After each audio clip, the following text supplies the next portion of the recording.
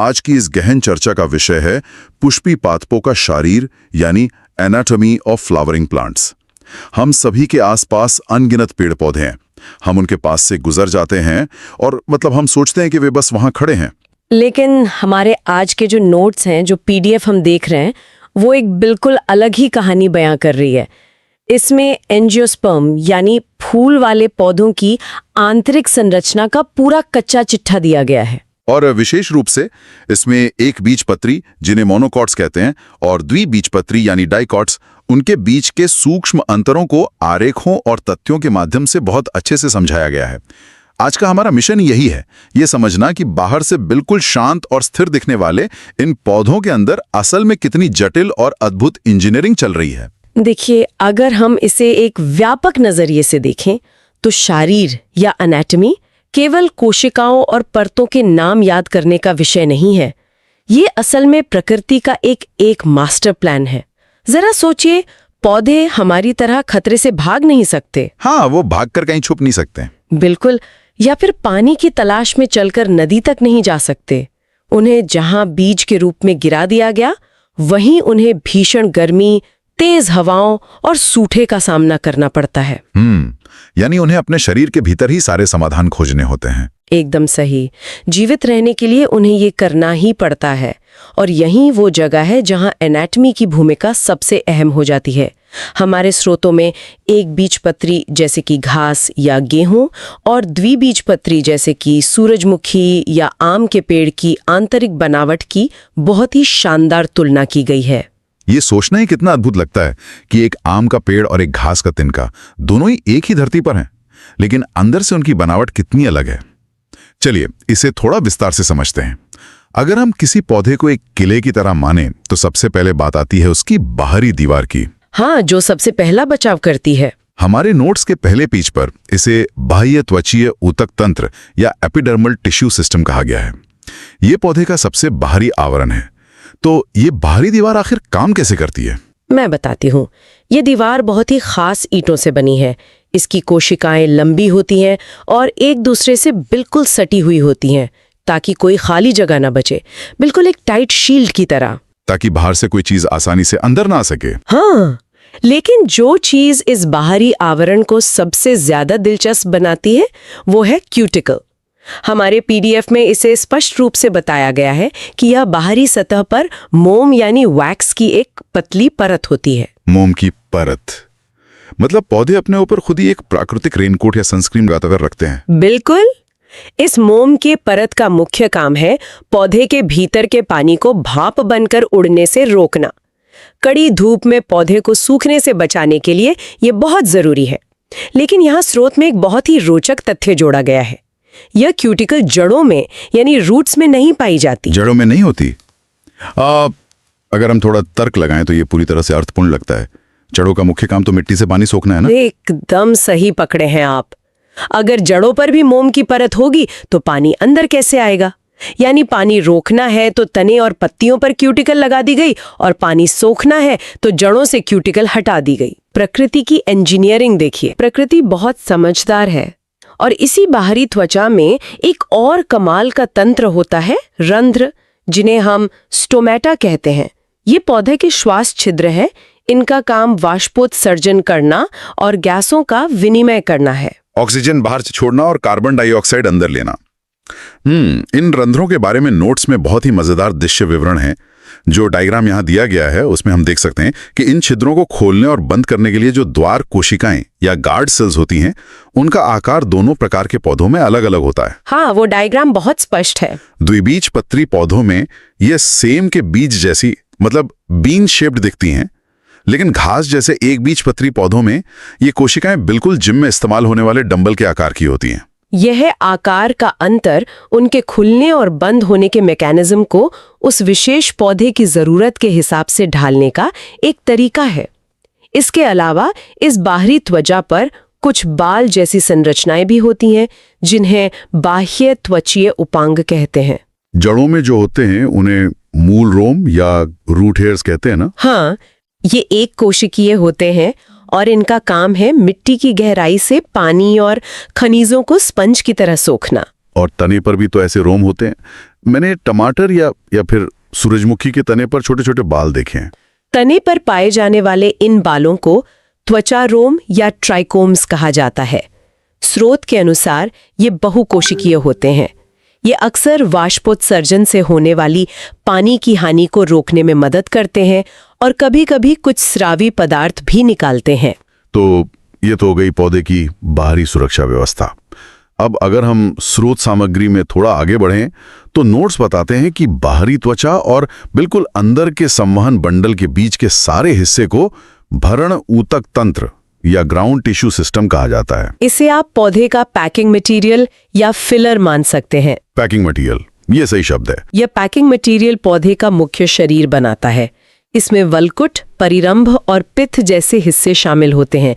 यह मुख्य रूप से सरल ऊतकों से बने होते हैं, लेकिन पत्तियों के मामले में इस भरण ऊतक का नाम और काम दोनों बदल जाते हैं।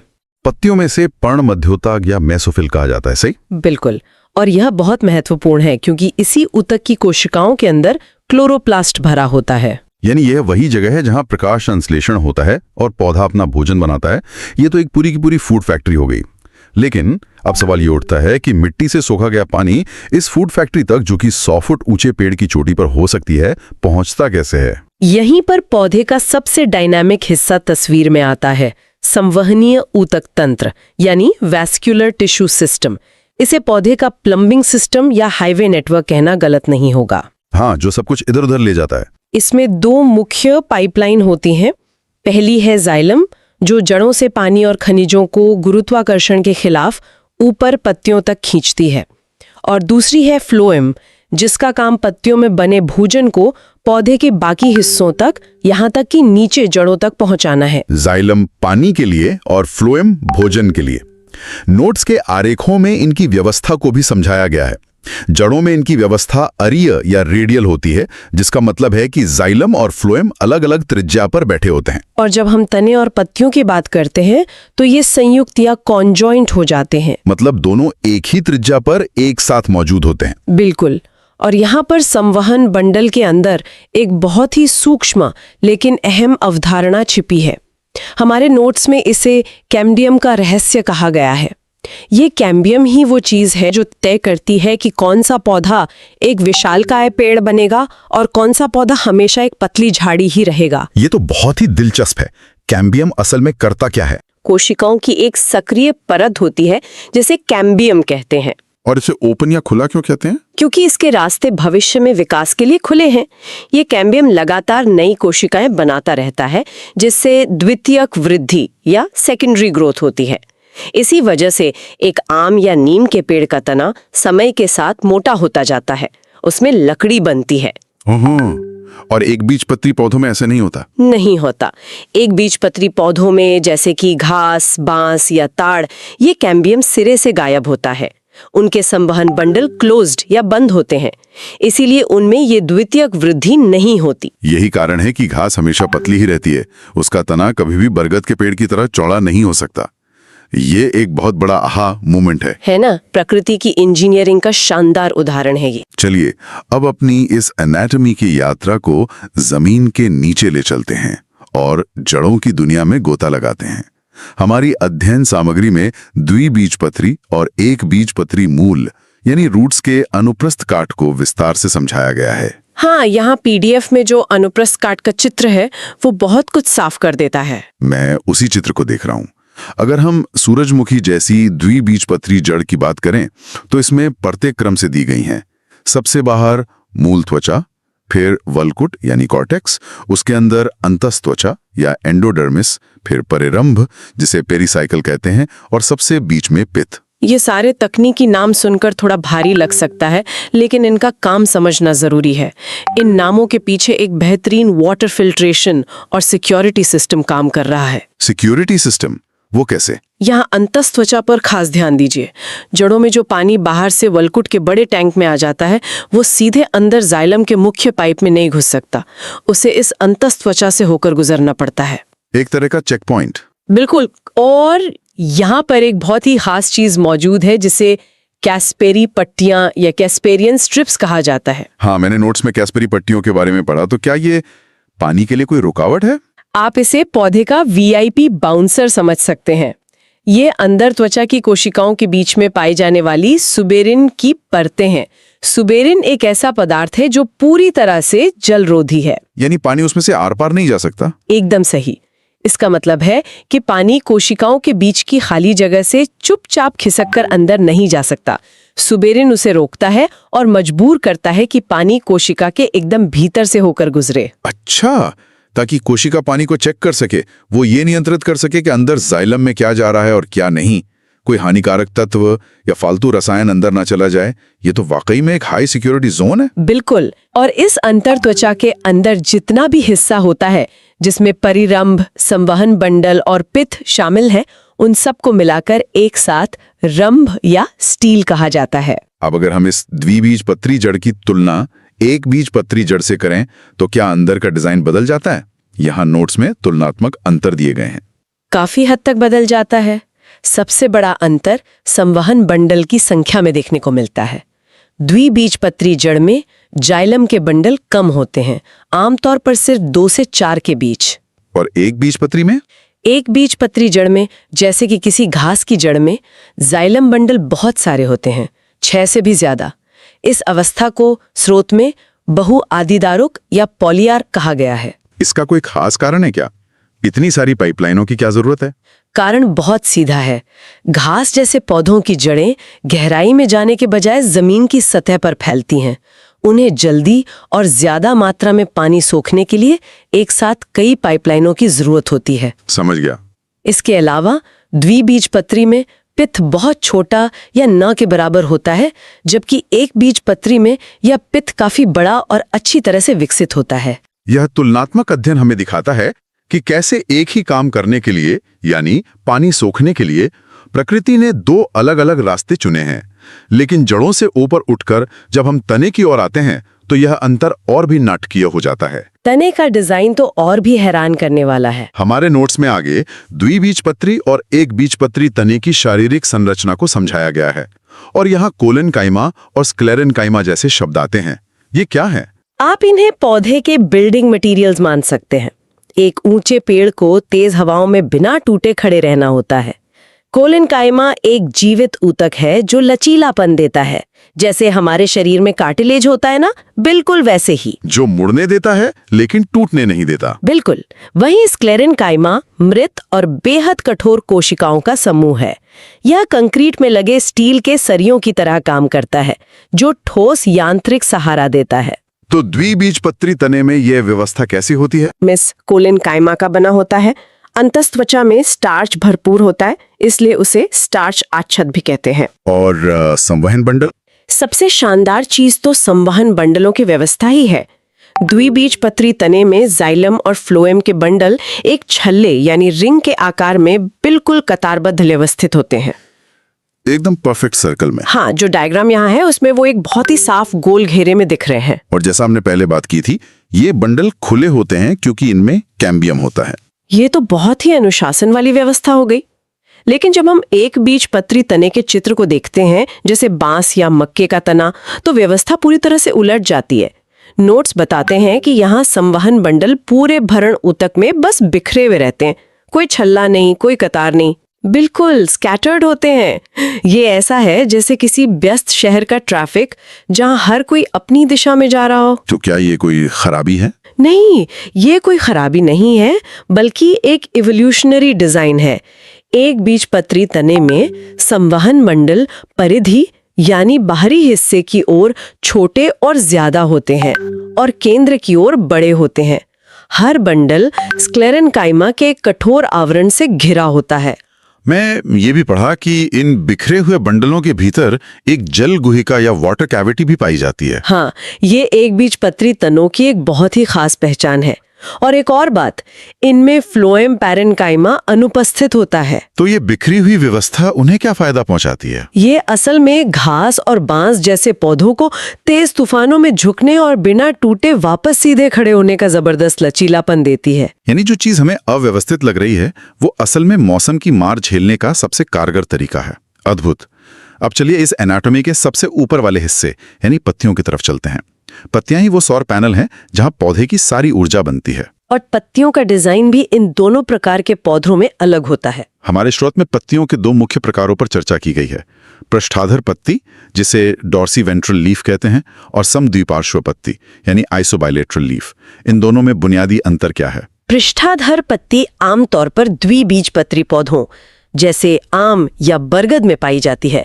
इसका नाम ही बताता है कि इसकी ऊपरी और निचली सतह अलग अलग होती है। नोट्स के अनुसार इसमें शिराविन्यास जालिका या रेटिकुलेट होता है। हाँ, और ये पत्तियां शाखाओं पर इस तरह लगी होती हैं कि इनकी ऊपरी सतह सीधे सूरज की रोशनी की तरफ होती है। इसीलिए ऊपरी सतह के ठीक नीचे खंभा कोशिकाएं या पैलिसेड सेल्स होती हैं। वो खंभों की तरह लंबी होती हैं। बिल्कुल, खंभों की तरह लंबी और कसकर एक दूसरे से चिपकी होती हैं ताकि ज्यादा से ज्यादा रोशनी पकड़ सके। और निचली सतह का क्या काम है? निचली सतह की तरफ स्पंजी कोशिकाएं होती हैं। ये गोल होती हैं और इनके बीच हवा के गुजरने के लिए काफी खाली जगह होती है। और सबसे चालाकी भरी बात यह है कि इन पत्तियों में रंध्र यानी स्टोमेटा ज्यादातर निचली सतह पर ही मौजूद होते हैं। मैं समझ गया, क्यों नहीं ऊपरी सतह पर सीधी धूप पड़ती है। अगर वहां रंध्र ज्यादा होंगे तो पौधे का सारा पानी भाप बन के उड़ जाएगा। बिल्कुल सही।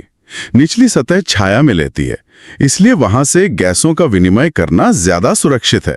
ये तो एक बहुत ही बेहतरीन सनस्क्रीन और वाटर सेविंग स्ट्रैटेजी है। एकदम। अब इसके उलट एक बीजपत्री पौधों की पत्तियों को देखिए।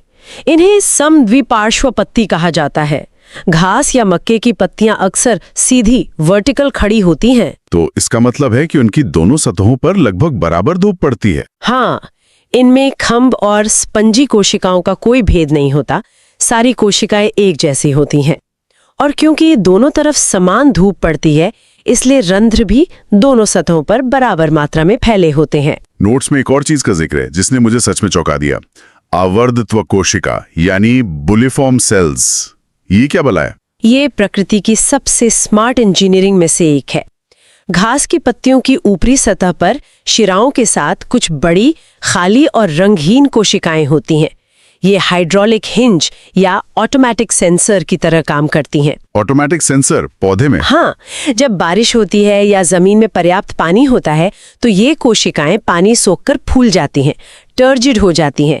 इनके फूलने से पत्ती का फलक पूरा खुल जाता है और एक बड़े सोलार पैनल की तरह सूरज की रोशनी सोखने लगता है। और जब तेज गर्मी पड़ती है और पानी की कमी होती है तब क्या होता है? तब इन कोशिकाओं से पानी निकल जाता है और ये शिथिल या फ्लैसिड हो जाती हैं। जैसे ही ये सिकुड़ती हैं, पत्ती अंदर की तरफ मुड़ जाती है या रोल हो जाती है। पत्ती के गोल मुड़ जाने से सूरज की रोशनी पड़ने वाला क्षेत्रफल कम हो जाता है और वाष्पोत्सर्जन से होने वाली पानी की हानि तुरंत रुक जाती है। बिना किसी दिमाग या बिजली के ये घास का तिनका खुद को मौसम के हिसाब से खोलता और बंद करता है। ये किसी स्मार्ट होम टेक्नोलॉजी से कम नहीं है। ये सोचकर ही हैरानी होती है कि हम हर दिन जिस घास पर चलते हैं उसके अंदर ये ऑटोमेटिक फोल्डिंग मैकेनिज्म लगातार काम कर रहा है। यही तो शरीर विज्ञान की सुंदरता है। अगर हम आज की इस पूरी चर्चा को समेटें तो हमारी अध्ययन सामग्री ने हमें पौधों की आंतरिक दुनिया के 3 प्रमुख स्तंभों से रूबरू कराया।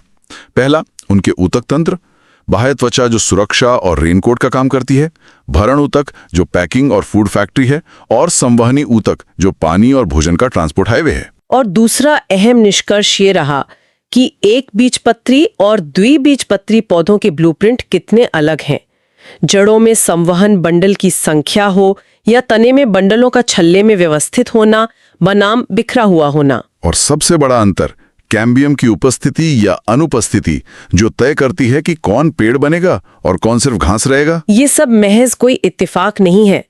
कैस्पेरी पट्टियों के जरिए पानी की सिक्योरिटी चेक करना हो या बुलिफॉर्म कोशिकाओं के जरिए पत्तियों का मुड़ना हो, ये सब लाखों सालों के विकास और पर्यावरण के प्रति उनके गहरे अनुकूलन का नतीजा है। इस जानकारी का सबसे खूबसूरत व्यवहारिक असर यह है कि अब इसके बाद आसपास के पौधों को देखने का नजरिया पूरी तरह बदल जाएगा। बिल्कुल बदलेगा। अगली बार जब कोई पार्क में टहलते हुए किसी विशाल पेड़ के तने को छुएगा तो उसे केवल खुरदरी छाल नहीं महसूस होगी, बल्कि उसके अंदर सालों से काम कर रहे कैम्बियम की मेहनत का एहसास होगा। और जब कोई घास के मुड़े हुए तिनके को देखेगा तो उसे समझ आएगा कि ये मुरझाया नहीं है, बल्कि बुलिफॉर्म कोशिकाएं पानी बचाने के लिए अपना काम कर रही हैं। सर्वाइवल के मास्टर हैं ये पौधे। और इसी रोमांचक एहसास के साथ एक अंतिम विचार है जो मैं यहाँ छोड़ना चाहूंगा। आज हमने देखा कि पौधों ने लाखों वर्षों में पानी बचाने, खुद को सहारा देने और अपने पर्यावरण के हिसाब से खुद को ढालने के लिए कितने अद्भुत आंतरिक तंत्र विकसित किए हैं। दोस्तों, हमारे पास एनसीईआरटी की साइंस की नोट्स क्लास 6 से लेकर क्लास 12 तक पूरी तरह उपलब्ध है। आप इन सभी पीडीएफ नोट्स का प्रिंट आउट भी निकलवा सकते हैं और यह सभी सामग्री बहुत ही कम कीमत में प्रदान की जा रही है। आपको यह भी मालूम होना चाहिए कि लगभग सभी प्रतियोगी और स्कूल स्तर की परीक्षाओं में पूछे जाने वाले प्रश्न एनसीईआरटी से ही आते हैं, इसलिए यह सामग्री आपके लिए बेहद उपयोगी साबित होगी। अगर आप ये एनसीईआरटी साइंस पीडीएफ लेना चाहते हैं तो अभी हमें व्हाट्सएप पर मैसेज करें। WhatsApp number 7739541921। आपकी तैयारी को मजबूत बनाने के लिए हम हमेशा आपके साथ हैं। अगर आपको यह वीडियो पसंद आए तो कृपया लाइक करें। जो लोग अभी तक चैनल को सब्सक्राइब नहीं किए हैं वे जरूर सब्सक्राइब करें। नीचे कमेंट बॉक्स में अपना फीडबैक अवश्य दें।